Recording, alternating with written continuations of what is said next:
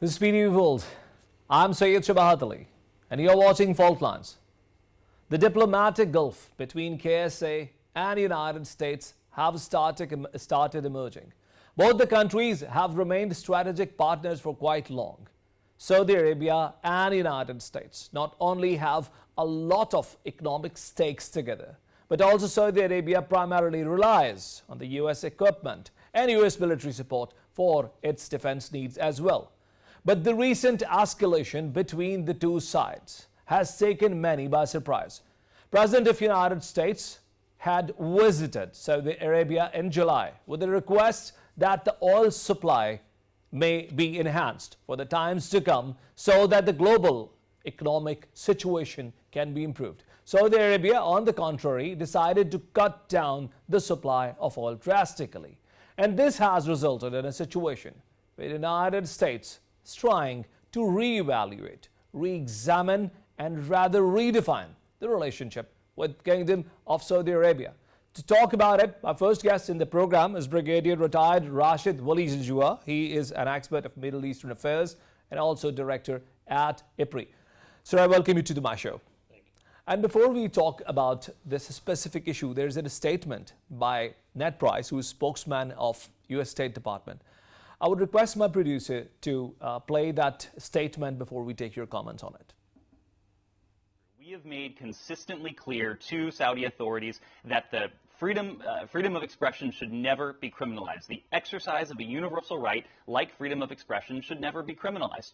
We have engaged at the senior levels with Saudi authorities. We've done so from this building here in Washington. We've done so from our embassy in Saudi Arabia. We're continuing to support Saud. We're continuing to support his family, and we'll continue to provide every form of assistance that we can. Sir. This statement is a consequence of the geopolitics.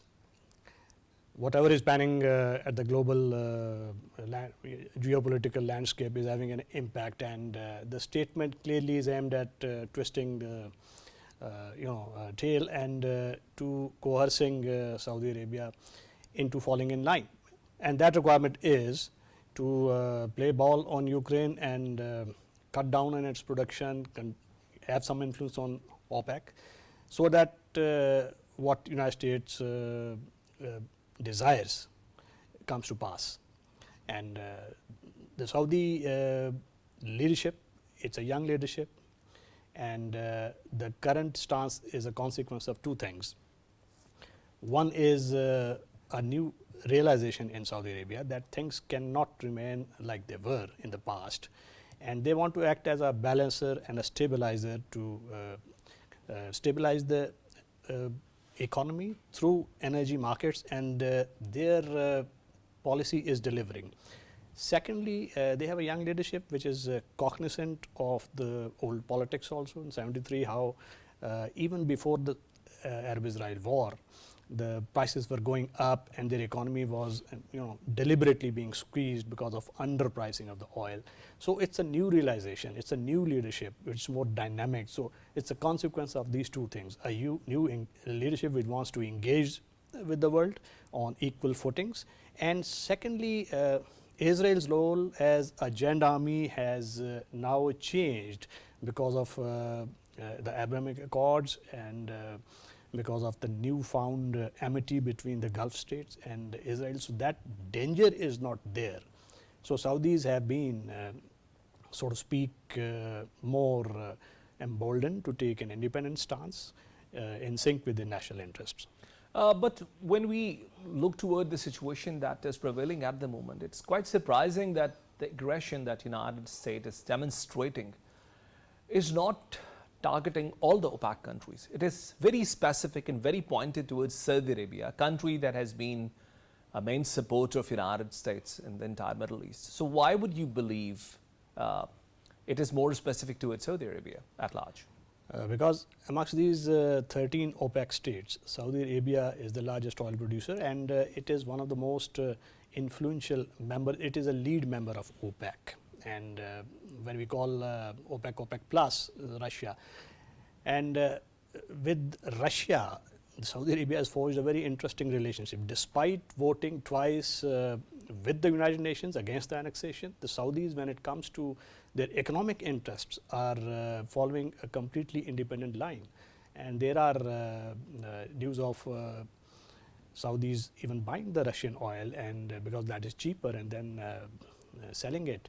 So it is according to their complete cost benefit equations, oil market stabilization policies, and that is why Saudi Arabia is one of the most important countries. Whichever line it takes, the other OPEC countries tend to follow, because other countries like Libya, Iraq, and they are all, for their own reasons, they are not that free to follow a very independent stance. So Saudi Arabia has a major say in the group. Exactly. So the two sides, I mean, Saudi Arabia and the United States, have seen their highs and lows of diplomatic relationship. Particularly, as before the program we were talking about the 70s petro-dollar crisis. It's quite evident that there is a bad blood between the two sides. Nonetheless, much has been done to repair ever since. So is it one of the major factors why the United States is showing a lot of regression? They're also looking towards the possibility of doing some legislation to reevaluate the relationship. The United States is acting like all imperial powers do, and it is doing exactly what it was doing in 1973. And if you go back a little, you will recall that in 1973, contrary to popular perception, it was not the war, 1973 war, which was the catalyst. Even before the war, there was a currency crisis. The oil prices were in a tizzy. Inflation was high. Their oil price was kept low. And once the United States disengaged from the gold market, the things completely changed. In order to, so there were a lot of grievances amongst all the countries which were oil producing, and there was a group, if you remember, oil producing Arab countries, which was a subcomponent of OPEC. So those countries, they banded together and they said that enough is enough. Now we got to look after our economic interests. 73 war was a catalyst. So that oil embargoes on those states which were supporting Israel, that were neutral. So three gradations were done. Oil was used as a weapon, and the countries like United States, they and the European countries which were dependent on the Saudi oils, they felt the squeeze. And after that, they employed geopolitics as a tool very slowly to go for all those measures which could reduce the clout and independence and the unity of OPEC. And they succeeded in many ways, as the history tells. But now, because of the developments that I mentioned, the newfound entente cordiale with Israel, the Gulf states have gotten emboldened to adopt an independent stance.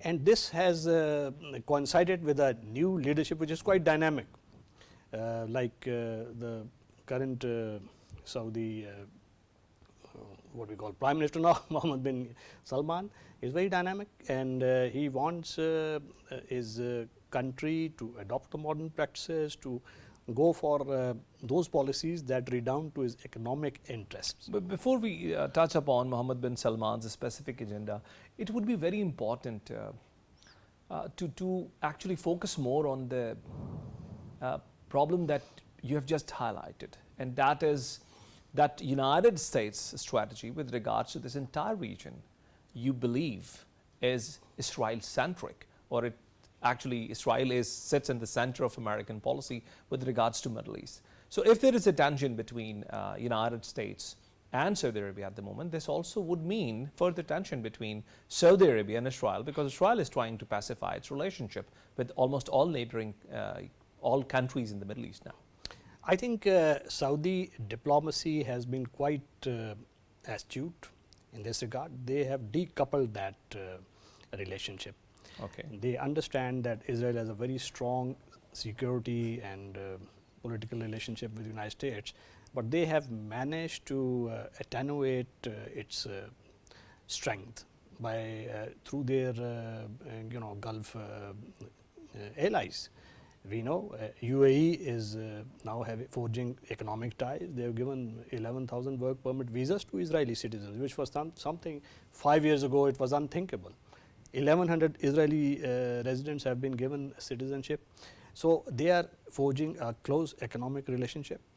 Then there are countries like Bahrain, they are also getting close. There are other countries following suit. So Israel is not that kind of anathema that used to be in the past. So Saudis have very intelligently played that diplomatic card, and now United States is facing difficulties in navigating these choppy waters of coercion and extracting the maximum political mileage, because essentially it's all about a global big power competition in which entire world is now trying to navigate a safe course, and Middle East is no exception. Rajta, before we run out of time for this slot, it's very important to talk about the recent visit, the very timely visit of Prime Minister of Pakistan, Shahbaz Sharif Saab, visited Saudi Arabia, also to discuss oil refinery project, which we are told is worth $10 billion US. Now, let's talk about the timing of this visit and the expectations that we might have, because given all the political turmoil that Pakistan is facing at the moment, it would be quite courageous for the Saudi government to actually come and announce a project of this magnitude. I think this project was on the cards since long. Saudis had broached this subject a few years ago, and then some due diligence was also carried out, but then it was put on the back burner because of the political differences and geopolitics. Now I think Saudis have again seen an opportunity, because investors always come not only for geopolitical reasons, for economic returns. So it's all part of Saudi diversification agenda, and they have, like I said, in case of Ukraine and OPEC oil cuts, they have shown some spine, and here also it's a very good decision which redounds to their advantage economically, because a refinery in Pakistan, this has good returns, and strategically, it's close to the one of the most important ports, Gwadar, which would allay the concerns of other global powers about the sea pact and the Gwadar being used only for strategic purposes. And this oil refinery is related to our Pakistan's oil security also, because our refining capacity is a function of our ability to use the new technology. Most of our refineries have outdated technology, and because of that, our oil import options, they get restricted, and countries saddled with unsustainable balance of payment situation, which is a perennial. Also, the quality of petroleum that we are getting is not good. Exactly. So this refinery would add to our repertoire of strategic options, and our import dependency of oil, that would also be reduced. And unless we have a refining capacity, we are willy-nilly dependent on imported fuel finished products, which are very costly. So and Saudis, I think they are not coming only for altruistic reasons. There are clear economic gains that they see, and return on investment they must have calculated. And if you listen to the oil experts, they clearly mention that this is one of the high ROI yielding projects. Rajsab, Iran and United States have not been able to overcome their problems. And we have seen this. I mean, despite a lot of expectations that we had towards the talks that were running between the two sides behind the doors, they have not been able to break the ice. On the other side, Saudi Arabia's intention to repair relationship with the United States have not been seen, at least so far. So do you believe this is a time when these two countries might start considering breaking the ice between them, because they have been on different poles for quite long and now are under the pressure from United States, both of these? That will bring them a bit closer, but their differences transcend this temporary hiccup in the relations of United States and Kingdom of Saudi Arabia. But where there is a opening, in fact, is the pure economic gains. Now, Iran, is a major oil, exporter to Turkey. So, it gives 11 billion worth of oil to Turkey. So, there is a dependency. Whenever Turkey takes a stance, it factors in. So, Iranians are trying to use that, some kind of an economic, and if the two countries, Saudi Arabia and Iran, have to come together, their major differences emanate over joust for influence in Middle East, because the Gulf monarchies, there is a system.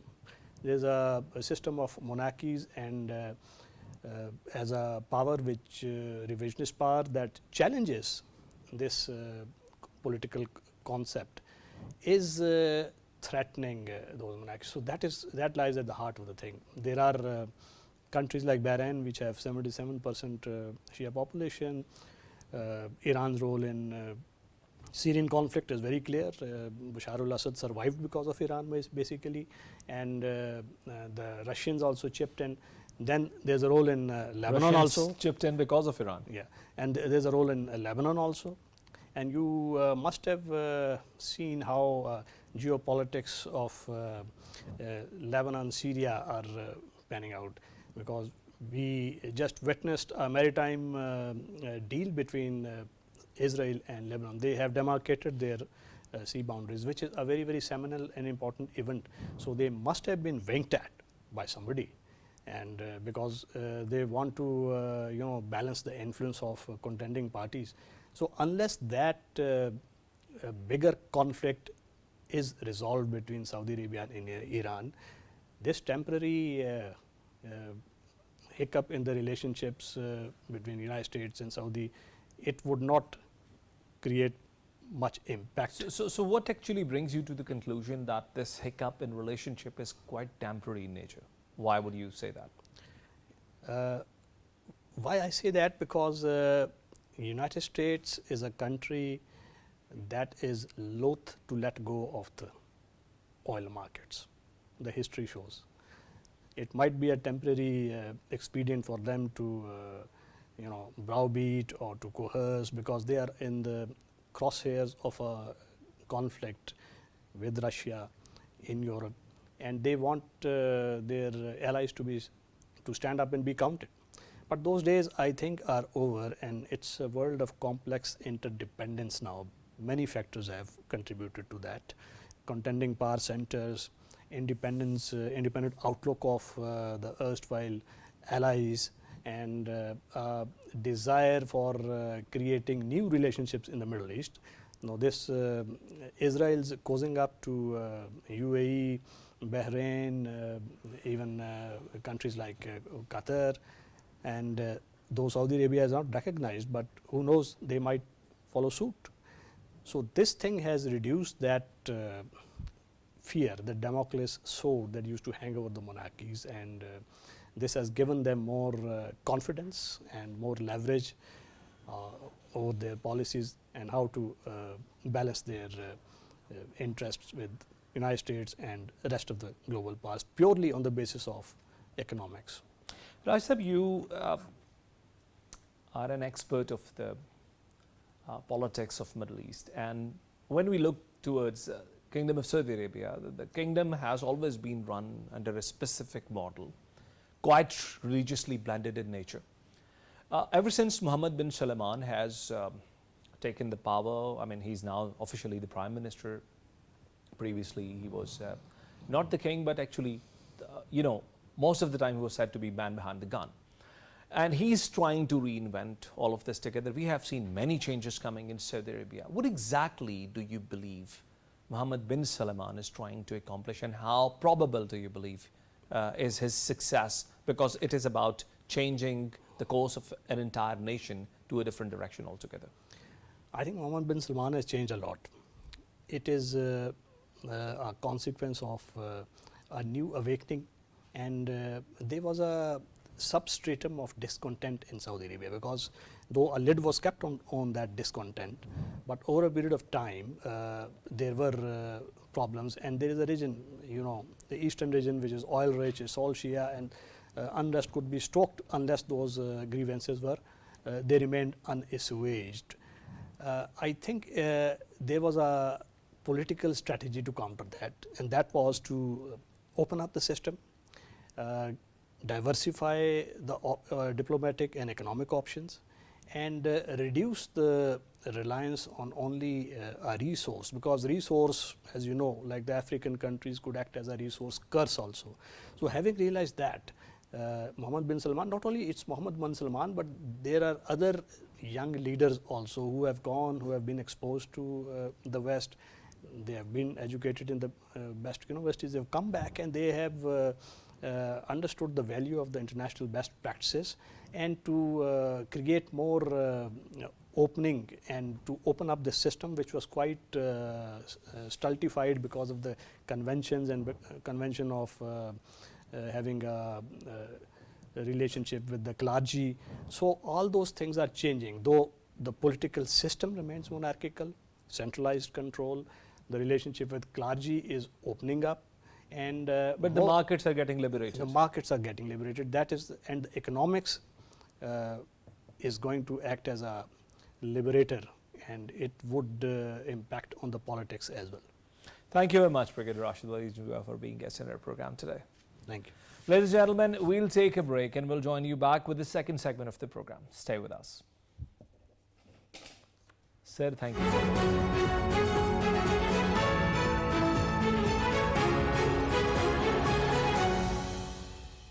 What?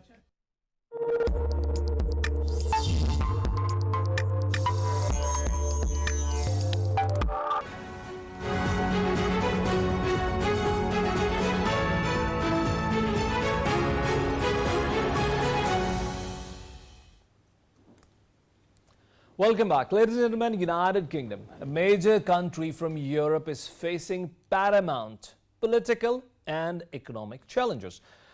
The challenges are apparently quite political in nature, but if we dig down further, the main reason behind this political crisis is the economic turmoil. Now, how serious is the economic turmoil? Let me give you a figure. In last 20 years, United Kingdom's economy has shrunk 9 times. It was an economy 20 years ago larger than China in its economic volume, and recently India has surpassed United Kingdom as 5th largest economy in the world. There are a host of problems responsible for this economic setback. Prime Minister Boris Johnson tried to handle this menace. Liz Truss, the Prime Minister who was elected recently, lost the battle in 2 months. And for the first time, we have a colored Prime Minister, a brown Prime Minister, Rishi Sunak, who has recently taken the powers in his hand and has decided to come up with a different set of strategies to deal with these economic challenges. How severe are these economic challenges? What exact problems United Kingdom is facing at the moment, and how would Rishi Sunak's government would try to steer out of this crisis? Team Fault Lines have prepared a package. Watch the package before I bring my first guest to this part of my program. Rishi Sunak is the United Kingdom's 3rd Prime Minister in less than 2 months, the 5th in 6 years. It is the fastest turnover of leaders in number 10 for nearly a century. Aged 42, Rishi Sunak is the youngest Prime Minister in more than 200 years. He has risen through the ranks of the Conservative Party in the space of just 7 years after he was first elected as MP in 2015. In his first public remarks since winning the Conservative Party leadership race, Sunak has promised to serve as Prime Minister with integrity and humility. I will place economic stability and confidence at the heart of this government's agenda. This will mean difficult decisions to come. But you saw me during COVID doing everything I could to protect people and businesses with schemes like furlough. There are always limits, more so now than ever. But I promise you this: I will bring that same compassion to the challenges we face today.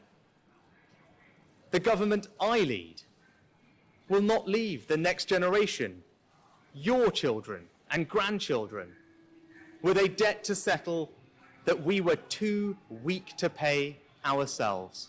While warning the country faces a profound economic challenge. Since Liz Truss became UK's Prime Minister in early September, there has been a cycle of significant shocks happening in the country, such as the mini-budget and the sacking of Chancellor Kwasi Kwarteng being two examples. Liz Truss resigned after Chancellor Jeremy Hunt scrapped almost all of a mini-budget. Liz Truss's term as British Prime Minister was marred by economic policies that roiled financial markets and sparked rebellion in her own party. Experts believe that Brexit vote in 2016 has been the #1 destabilizing factor in British politics over the last 6 years.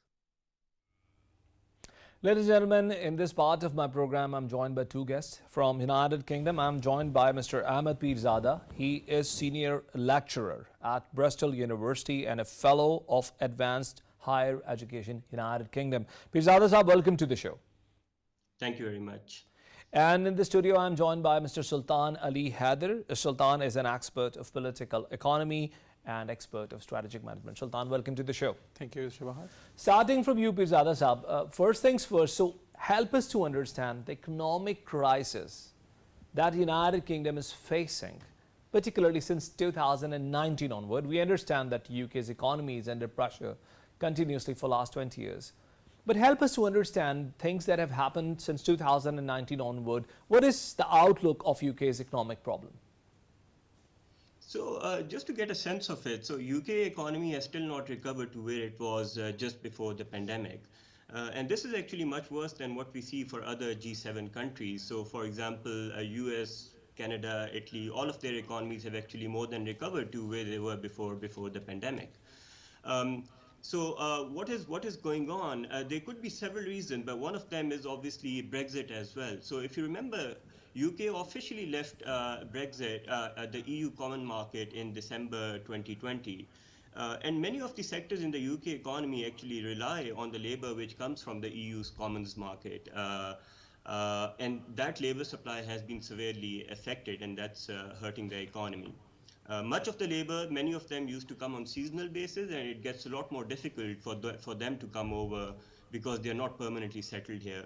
And a lot of this is piling up, and it's sort of keeping the economy from recovering at the same level as other G7 countries. And particularly ever since the war has broken between Russia and Ukraine, not only it has affected the entire Europe at large, but United Kingdom has become a major supplier of the weapon that the Ukrainian forces are carrying. And this is a country that is struggling with economic crisis to such a remarkable extent that it has given birth to its political turmoil, and yet a front runner in this campaign of conquest between Ukraine and Russia. So do you believe it is one of the major factors why United Kingdom's debt or financial crisis have exacerbated further?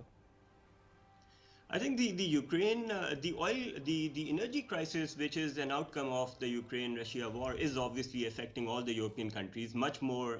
It's affecting Germany and Europe much more than it's affecting UK, at least for now. I don't think that the military support or the financial support for Ukraine in this whole Ukraine-Russia war is having much of an effect on the UK economy. But the question really is, why is UK economy not doing as good or is doing worse in terms of economic recovery compared to these other economies we see in Europe, right?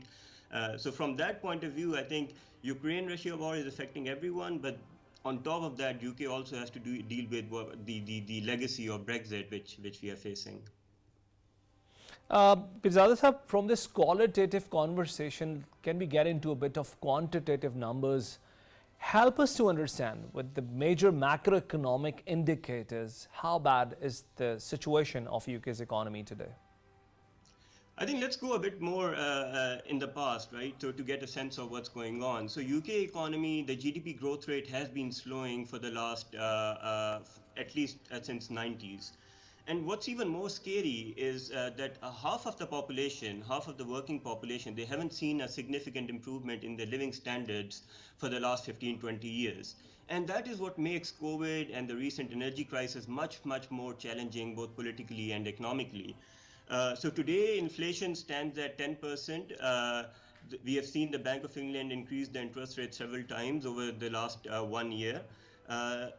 What makes it even worse, again, is that the debt to GDP ratio has increased from around 30% or 40% back in 2000s to around 100% today. And how 1/4 of UK debt is actually tied to inflation. So when inflation goes up, the cost of debt servicing goes up. So when interest rate goes up, the cost of debt servicing goes up. But when inflation goes up, the cost of debt servicing for this 1/4 of the debt also goes up. And this makes it much harder for the government to provide considerable relief to the people without panicking the financial markets.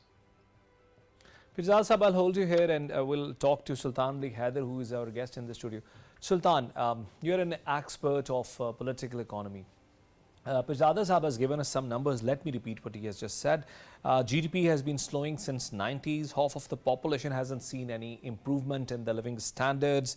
Inflation is at 10%, which is pretty alarming for an economy as mighty as United Kingdom. Debt to GDP ratio has gone from 40% to 70%. How do you see this overall economic situation, and what do you believe are the challenges set forth for the political leadership of the country at the moment? You see, I believe one of the biggest causes for the crisis has been that the last Prime Minister, she and her Chancellor, Kwasi Kwarteng, they tried to come up with a very radical plan, which may be a nice thing to do, but not in the situation that the world economy and Britain's economy was in at the moment, as has been described earlier by Pirzada Sahab. Now the issue is that they had gone through Brexit. The problem with Brexit was that they essentially, the biggest sector financing or supporting Britain's economy was the finance sector. So when they did Brexit, UK and London stopped being the financial capital of Europe, right? So that was one of the biggest thing. Now it is sort of getting some withdrawal symptoms, right? So you need to replace that with some other bits of the economy. In the midst of that, COVID came. And as has been said, UK had not been doing something amazing over the last 20, 30 years. So it was not too much of prosperity coming in.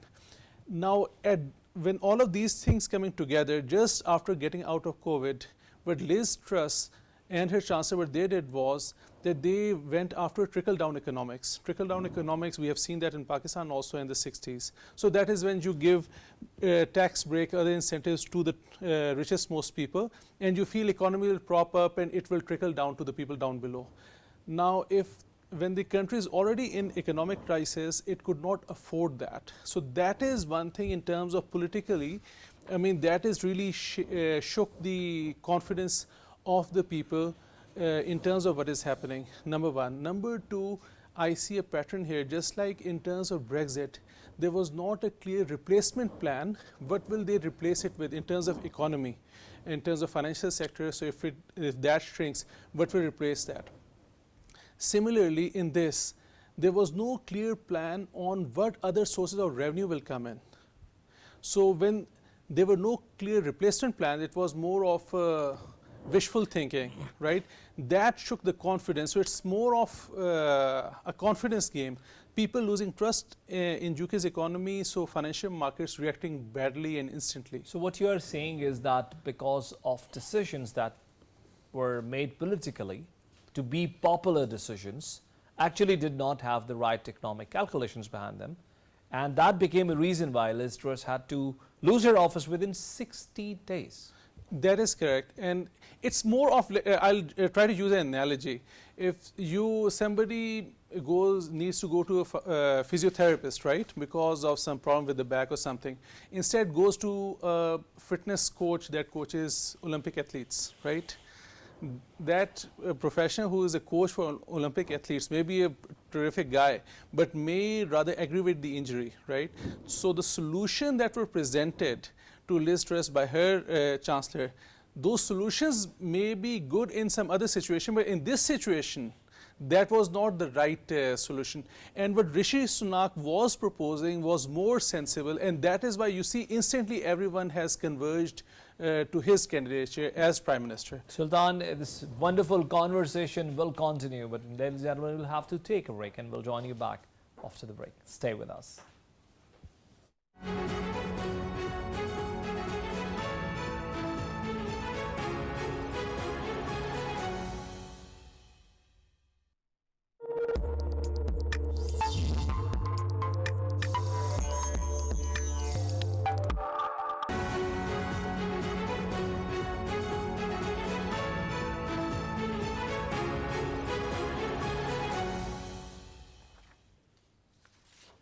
Welcome back, ladies and gentlemen, and the very interesting conversation regarding UK's economy and political crisis continues. Coming back to you, Pirzada Saab, now Sultan Ali Haider has come up with a very interesting line of argument with regards to the economic mistakes that have been done by the politics in the United Kingdom. Let me take a crux of what he just said. He said the economy was struggling since 90s, so we didn't see any substantial growth in GDP, followed by Brexit, and then immediately we had this fuel crisis came out as an outcome of Ukraine-Russia war. Meanwhile, there were supplies that had to be given to the defense supplies that had to be given to Russia. And all of this combined with the bad decisions made by the previous administration of Liz Truss and the Chancellor appointed by her, all of this has combined into a cocktail that actually has heavily dented the economy of the United Kingdom. Would you agree with that? Yeah, I think I agree with almost all of it. I just want to add one more thing, that what we have yet, so the collapse of the British pound and then the collapse of the price of government bonds, which we have seen in the last 3 weeks at the end of the Liz Truss government, I think one of the other factors was also what was going on in the financial market. So there was a lot of irresponsible behavior on part of the pension funds. They were highly leveraged in the sense that they basically had invested in government bonds, but then used the government bonds to borrow more money and then used the money to invest even more. So there was a lot of vulnerability which had built up into the financial system on the pension fund side of it. And it's actually the combination of both, what the government did in terms of proposing this very irresponsible or wishful budget, and also the irresponsible behavior on part of these pension funds, which is actually what triggered the collapse in the financial markets, which we actually saw. So I'll only add this to everything else. Pirzada Sahab, meanwhile, India has taken over as fifth largest economy from United Kingdom recently. Now, how would it be taken in the United Kingdom, and what do you believe would be the consequences? Because we can clearly see a slide down for United Kingdom, which has remained a major economy. It's been one of the top 3 economies in the world for quite long. How would you see this slide down, and how would you comment on this? I think, so one way to think about this is obviously to compare the size of the economy. But I think a better way to think about this is to think about the living standards. So the living standards in the UK, despite all the problems, they are still almost 7 times as high as those in India. And they are still 3 times as high as those in China. So surely these countries have done pretty well in terms of closing the gap, but the gap is still pretty high, and then there's a long way to go. Now, obviously, there's a challenge for both countries. There's a challenge for UK in terms of thinking about how to keep the economy growing on a sustainable basis and make sure everyone becomes part of it. But equally, there's a challenge both for China and India in terms of making sure or figuring out how they will grow their economy from this point onwards. Because it's pretty, it's sort of common knowledge in economics. The more, as you move closer and closer towards the top, it gets difficult and difficult to keep doing keep repeating the same thing. You have to be more innovative. You have to be more creative to continue to grow. So yes, they have done pretty well, and yes, UK needs to worry about where the country is going in terms of living standards, but there's still a very long way to go for these countries to catch up. Let me take the input from Sultan Ali Haider Saab as well. Sultan Saab, same question. I mean, India is now climbing the ladder pretty fast, and not only it is giving India more clout internationally, it's voice is stronger in the international forums, but also it is surpassing economies like United Kingdom. That means more economic significance for India and lesser economic significance for these countries that have been overtaken. And if this progress continues, I mean, who knows that it might surpass many other economies that are left in the competition. How do you see this development? You see, one thing is that it's not that UK's economy is sliding. It is India's economy which is rising pretty fast. And if you take a larger historical context, can I say it's not only UK's economy sliding? It's not only UK's economy, right? And you see, in terms of if you look at South Asia and if you look at historically, it was the Mughal Empire, right? So which was the largest economy. So it can be more about taking its rightful place in terms of economies of the world. So you have a very large population. The population of Britain is quite small compared to India. It has to do with, as we talk about basics in economics, right? So it's productivity and productivity per capita. So in India, there has been a lot of increase in productivity, especially on the IT side and other stuff. And then they're exporting, and then the dollar's coming in, and that is reinforcing that economy.